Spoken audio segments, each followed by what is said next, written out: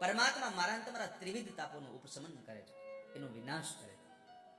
તમારી જિંદગીમાં આવેલા દુઃખને તમે જ્યારે દૂર કરવા જશો ને ત્યારે કદાચ નાશ કરશો. ખાસ સાંભળજો, તમારી જિંદગીમાં આવેલા દુઃખોને તમે નાશ કરવાના પ્રયત્નો કરશો તો નાશ જ થશે. પણ જ્યારે તમારી જિંદગીના દુઃખને દૂર કરવા માટે ભગવાન પ્રયત્ન કરશે ને ત્યારે એ નાશ નહીં કરે, એ વિનાશ કરશે. અને વિનાશ થયેલું ફરી પાછું ક્યારે ઉદ્ભવ ન થાય વાલા કોઈ દિવસ. એટલે કહ્યું તાપત્રય વિનાશાય. ત્રણ પ્રકારના એ તાપમાંથી તમે અમને વિનાશ કરીને ફરી પાછા ઉદ્ભવ કરો છો. અમારા તાપનું તમે ઉપશમન કરનારા છો. અને એટલા માટે શ્રી કૃષ્ણાય વયમ નમઃ. હે ભગવાન, અમે આપને પ્રણામ કરીએ છીએ.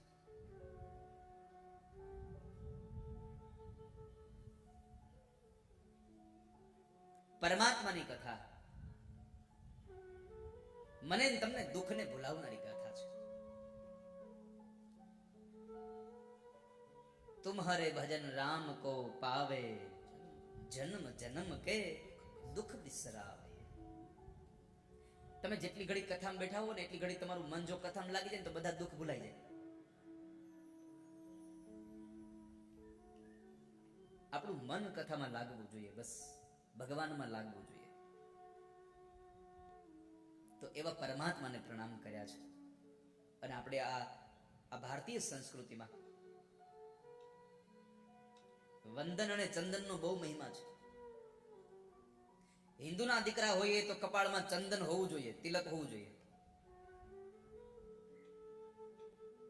અને આપણી સંસ્કૃતિ એમ કહે છે આપણામાં કોઈને પ્રણામ કરવાની ભાવના હોવી જોઈએ, કોઈને વંદન કરવાનો આપણો સ્વભાવ હોવો જોઈએ. આપણે કોઈને પ્રણામ કરીએ, વંદન કરીએ.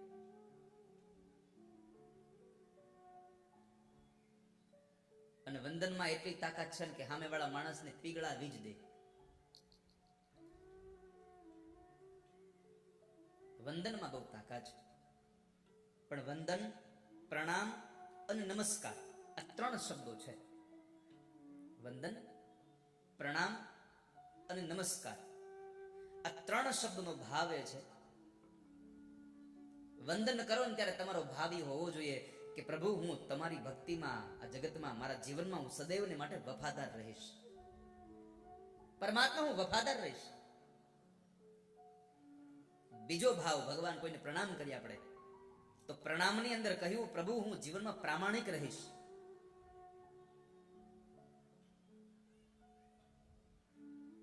નહીં તો ઘણા માણસને આપણે કહીએ ભાઈ તમે નીતિથી ધંધો કરતા હોય તો હું કે ખબર, હવે નીતિથી ધંધો કરી કેદી બે પાંદડે થાય. હવે તું ખાલી બે પાંદડે થવા હાટું તું અનીતિ કરે તો આખું ઝાડવું કરવા હાટું તું શું કરે?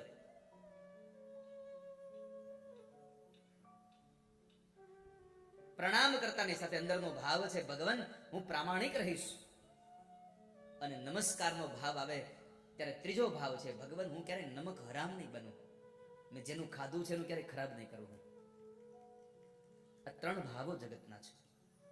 અહીંયા ભગવાન રાધાને કૃષ્ણ પ્રણામ કર્યા. શ્રી કૃષ્ણાય વયમ નુમઃ. અહીંયા ભાવ જોવા જેવો છે ભગવાન વ્યાસજીનો. જુઓ તમે, શ્રી કૃષ્ણાય વયમ એટલે કૃષ્ણ માત્ર વંદન નથી કર્યા. શ્રી કહેતા લક્ષ્મીજી ભગવાન રાધિકાજી છે એટલે રાધાને કૃષ્ણને વંદન કર્યા. માત્ર વ્યાસજીએ વંદન નથી કર્યા. જો વ્યાસજીએ વંદન કર્યા હોત તો લખ્યું હોત કે શ્રી કૃષ્ણાય વયમ નમઃ, પણ અહીંયા લખ્યું છે શ્રી કૃષ્ણાય વયમ નુમઃ. ભાગવતનો વક્તા એકલો જ ભગવાનને પ્રણામ નથી કરતો, ભાગવતના શ્રોતાઓને સાથે લઈ અને સૌ અમે બધા તમને પ્રભુ વંદન કરીએ છીએ. શ્રી કૃષ્ણાય વયમ નુમઃ. હે પરમાત્મા, અમે તમને પ્રણામ કરીએ છીએ. પહેલા વંદન ભગવાન કૃષ્ણને કર્યા છે. બીજા વંદન જેણે ભાગવતની કથા પીવડાવી એવા સુખદેવને કર્યા છે. બીજું પ્રણામ સુખદેવજી મહારાજને કર્યા છે. શુકાચાર્ય મહારાજે ભાગવતનો મહિમા ગાયો છે. અદ્ભુત મહિમા છે ભાગવતનો. પરમાત્માના કૃપાથી મને ને તમને કોઈ સંતનું મિલન થઈ જાય અને સંત મને ને તમને ભગવંત ભેળવી દેવાના. તો એવી આ ભાગવતની કથા કે જે મને ને તમને આનંદને દેનારી છે. આજે પહેલો દિવસ છે એટલે ભગવાન ભાગવતજીનું મહાત્મ્ય છે અને મહાત્મ્યની કથા. મહાત્મ્યનો સાદો અર્થ છે આ ગ્રંથની પ્રારંભિક ઓળખાણ છે. આ ગ્રંથનો પ્રારંભિક તમને ઓળખાણ કરાવીએ, આનો ઇન્ટ્રોડક્શન કરાવીએ. આ ગ્રંથને વાંચવાથી, આ ગ્રંથને સાંભળવાથી, આ ગ્રંથને જીવનમાં ઉતારવાથી શું મળશે? કારણ કે જો આ ગ્રંથને સાંભળવાથી કે વાંચવાથી જીવનમાં ઉતારવાથી કઈ મળે નહીં તો આપણે કોઈ દી કઈ કરીએ નહીં.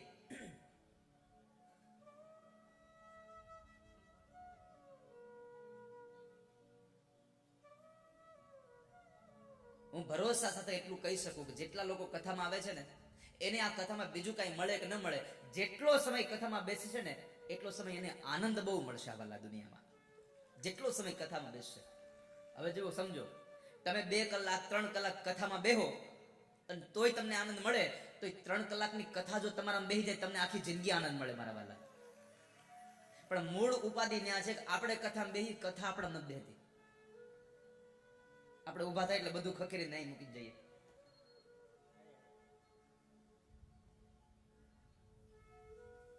આજે મહાત્મ્ય છે, ગ્રંથની પ્રારંભિક ઓળખાણ છે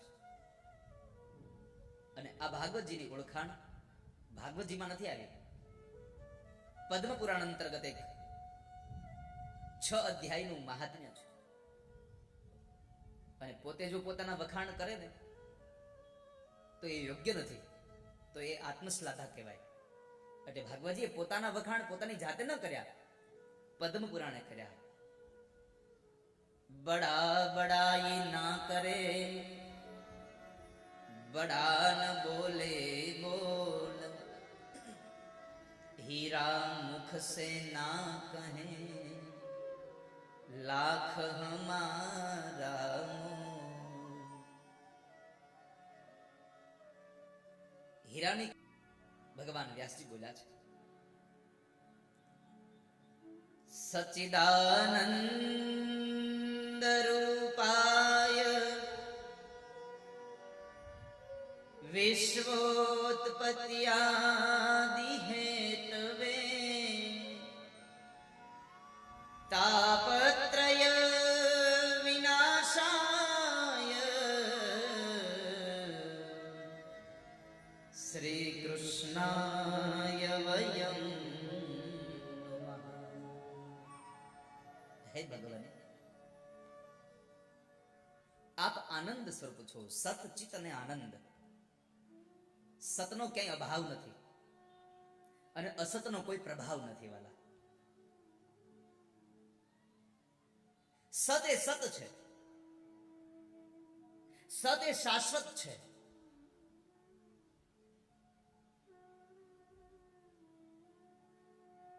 સત દ્વારા સત્યતા, ચિત્ત દ્વારા શાશ્વતતા.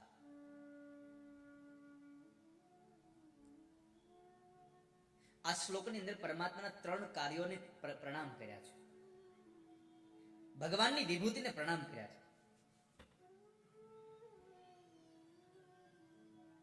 પહેલા પદની અંદર ભગવાનના સ્વરૂપની વર્ણન બતાવ્યું. ભગવાનનું સ્વરૂપ કેવું છે? ભગવાન પાસે તમે જાઓ છો જ્યારે શું માંગો છો? આપણે પરમાત્મા પાસે જઈએ, જો હું તમને પ્રશ્ન કરું તમારે જવાબ દેવાનો. આપણે આ નિશાળ છે, હું વારંવાર કહેતો રહ્યો છું કે પેલા ધોરણમાં જ્યારે આપણે એકડો ઓલો શીખવા માટે બેઠા હતા, એ જે નિશાળ છે એ નિશાળ જીવિકાની છે. જીવિકાનો અર્થ છે તમારે જીવવા માટે પૈસો કેમ લઈ આવવો, પૈસો ક્યાંથી કમાવો, એનું જો જ્ઞાન કોઈ પૂરું પાડતું હોય તો એ જીવિકાની શિક્ષણ શાળા, જે તમે એક ધોરણથી બેસી અને છેક તમે ડોક્ટર સુધી, એન્જિનિયર સુધી, એડવોકેટ સુધી તમારી જે પ્રમાણેની ક્ષમતા. પેલા બાલ મંદિર હતા અને બાલ મંદિરમાં મને સાંભળે છે ત્યાં સુધી 4 વર્ષના થઈને તઈ બાલ મંદિરે બેહારતા. કેટલા વર્ષના?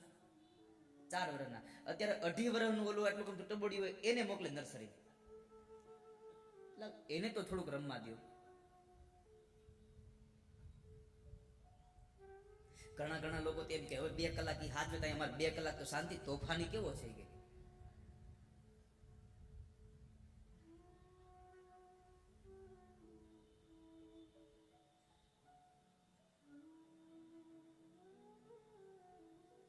તો પરમાત્મા પાસે તમે જાઓ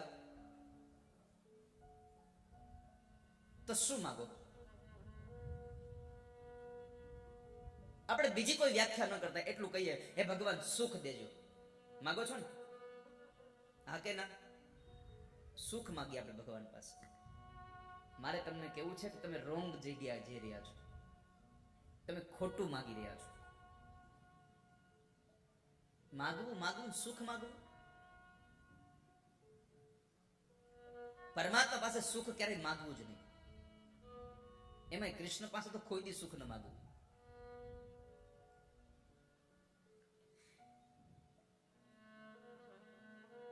પરમાત્મા પાસે માગવું હોય તો આનંદ માગજો, કારણ પરમાત્મા આનંદનું સ્વરૂપ છે.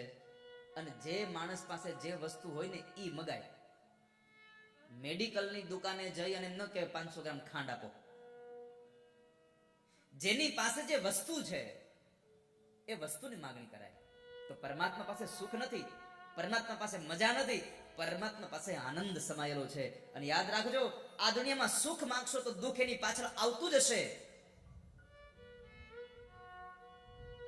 તમે અંજવાળું માંગશો તો અંધારું એની પાછળ આવતું જ હશે. તમે છાંયો માંગશો તો તડકો આવતો જ હશે. પણ આ સંસ્કૃતની ભાષાના ગમે તે લેંગ્વેજમાં તમે બધા જ ડિક્શનરીઓને ખોલી નાખો, તમને આનંદ નામના શબ્દનો કોઈ પણ જગ્યાએ તમને વિરુદ્ધાર્થી શબ્દ પ્રાપ્ત નહીં થાય. માટે પરમાત્મા પાસે ન સુખ માગીએ, ન મજા માગીએ, ન પૈસો માગીએ. માગવું છે તો પરમાત્મા પાસે આનંદ માગીએ. સચ્ચિદાનંદ રૂપાય.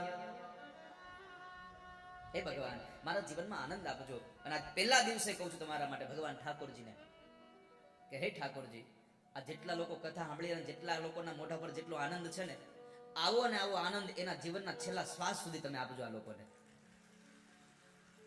અંત સમય સુધી તમે એને આવો આનંદ આપજો. જે આજ કથામાં આવે એને આપજો, અને હાથદીમાં એક વખત આવે ને એને આપજો, અને ન આવ્યો હોય એને સૌથી વધારે આપજો. આપણે ક્યાં દેવો છે? અને દેવા વાળો નથી દુબળો, ભગવાન નથી ભિખારી.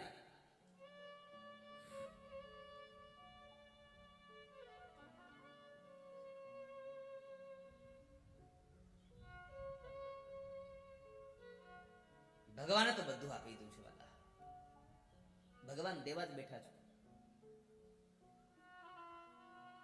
અમુક જગ્યાએ ભગવાન આપે ને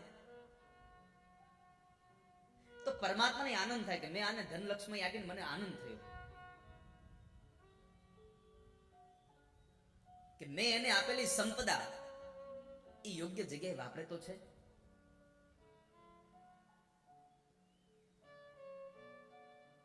બાકી આપણને આપેલી સંપદા જો યોગ્ય જગ્યાએ વપરાશે નહીં ને તો સૌથી મોટું દુઃખ ભગવાનને થાય કે મેં આને ધન આપ્યું હું કામે? આ લોભિયાને આપ્યું શું કામ? ન એને ખાધું, ન કોઈ દી કોઈને ખાવા દીધું. પરમાત્માને દુઃખ થાય એવું જીવન ન જીવતા વાલા હો. ભગવાનને રાજી રાખજો.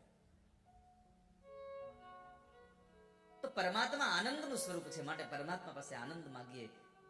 બીજી વાત, ભગવાનનું સામર્થ્ય કેટલું. વિશ્વોત્પત્યાદિ હેતવે,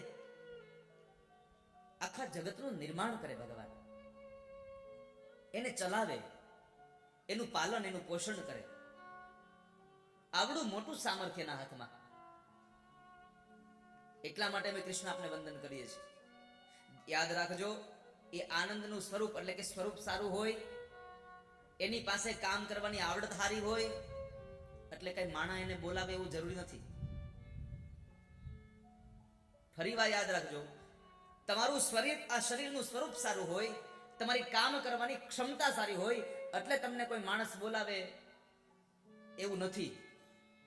પણ તમને બોલાવે છે એનું મૂળ કારણ છે ભગવાનની ત્રીજી વાત જે બતાવી, ભગવાનનું સ્વરૂપ સારું, ભગવાનનું સામર્થ્ય સારું, કામ કરવાની ક્ષમતા સારી, અને ત્રીજો જે વાત છે એ મૂળ વાત છે કે ભગવાનનો સ્વભાવ સારો છે એટલે ભગવાનને આપણે પ્રણામ કરીએ છીએ. અને આ દુનિયામાં પૈસાવાળાને કે કામ કરતા આવડતું હોય એને લોકો નથી બોલાવતા, જેનો સ્વભાવ સારો હોય એને 5 લોકો બોલાવે છે. બાકી રૂપ તો થોડું ગધેડાનું છે, એને ક્યાં કોઈ દી કોઈ પૂજો ન પૂજે એને કોઈ. તો પરમાત્માનો સ્વભાવ સારો છે. ભગવાનનો સ્વભાવ કેવો છે? તાપત્રય વિનાશાય. મારા ને તમારા 3 પ્રકારના તાપો છે, આધિદૈવિક, આધિભૌતિક અને આધ્યાત્મિક. આ 3 પ્રકારના પાપો છે, તાપ છે. એ તાપમાંથી પણ મને તમને મુક્ત કરનાર જો કોઈ હોય તો એ પરમાત્મા છે. આ ત્રિવિધ તાપોમાંથી મુક્ત થવા માટે એક વસ્તુ કરવાનું છે, તપ. તમે તપ કરો. ભગવાન કૃષ્ણ ગીતાજીમાં કહ્યું છે, જીવાત્મા તપ કરે, તપ કરે. તપનો અર્થ છે તપાવવું. જેમ સોનાને અગ્નિથી તપાવવામાં આવે એટલે એની અંદર જેટલા પણ વિકારો સમાયેલા છે એ બધા જ વિકારો અગ્નિમાં બળી જાય એટલે સોનું શુદ્ધ થઈ જાય. એમ આ મનુષ્ય અવતારને પણ ભગવાનના નામના અગ્નિથી તપાવો, ભગવાનને ભજનની નામની અગ્નિથી તપાવો, જેથી કરીને આપણી ઇન્દ્રિયોમાં રહેલા જે વિકારો છે એ વિકારો બળી જાય એટલે આપણું શરીર શુદ્ધ અને પવિત્ર બની જાય. વાલા માટે ભગવાનના નામથી તપાવીએ. જેણે આપણને કૃષ્ણને ઓળખાવ્યા છે એને વંદન કર્યા છે, એને પ્રણામ કર્યા છે. અને એટલા માટે ભગવાન વ્યાસજીએ લખ્યું છે પદ્મ પુરાણમાં, યમ પ્રવ્રજંતમનુપેતમપેત કૃત્યમ દ્વૈપાયનો વિરહ કાતરયા જુહાવ પુત્રેતિ તન્મયતયા તરવોભિનેદુ સ્તમ સર્વભૂતહૃદય મુનિમાનતોસ્મિ.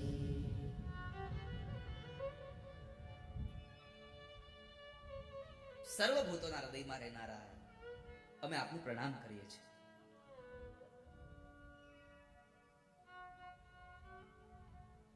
સુખદેવજી મહારાજને પ્રણામ કર્યા, જે જન્મતાની સાથે ઘરેથી નીકળી ગયા છે. જન્મતાની સાથે જેને વૈરાગ્ય લાગી ગયો. વ્યાસજી ભગવાનને કહ્યું કે અરે સુખદેવ તમે લગ્ન કરો, સંસારને ચલાવો. અને સુખદેવજી મહારાજે કીધું, પિતાશ્રી આ સંસારને ચડાવી અને ફરી પાછું મને જન્મમાં મરણમાં પુનરપી જન્મ પુનરપી મરણમ પુનરપી જનની જઠરે શયનમ. મારે વારંવાર મારી માના ઉદરમાં આવવું છે અને વારંવાર મરવું છે. આવી ક્રિયામાંથી છૂટી જવું છે, વારા ફરતી વારામાંથી નીકળવું છે. મારે આ જન્મારામાંથી નીકળવું છે. સુખદેવજી મહારાજ કહે છે, પિતાશ્રી સંસારને સ્વીકારી અને મારે જન્મ અને મરણના ફેરામાં ફરી પાછું આવવું નથી. કારણ આ જગતમાં સૌથી જો મોટું કોઈ દુઃખ હોય તો જન્મ અને મરણનું છે. સૌથી મોટું દુઃખ છે, મારે એ નથી કરવું. અને સુખદેવજી મહારાજ જતા રહ્યા છે. વ્યાસ ભગવાન એની પાછળ ગયા છે. જ્યારે વ્યાસજીની પાછળ ગયા ત્યારે જંગલના ઝાડ બોલ્યા છે, વૃક્ષો બોલ્યા છે કે વ્યાસજી તમે શું કરી રહ્યા છો?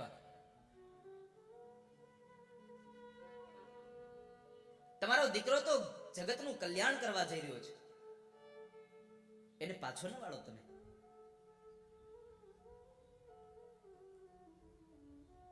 તમારે તો વિનમ્ર બનવું જોઈએ. હવે તમે અમને જુઓ, અમને સારા ફળ લાગે એટલે અમે નીચા નમીએ છીએ.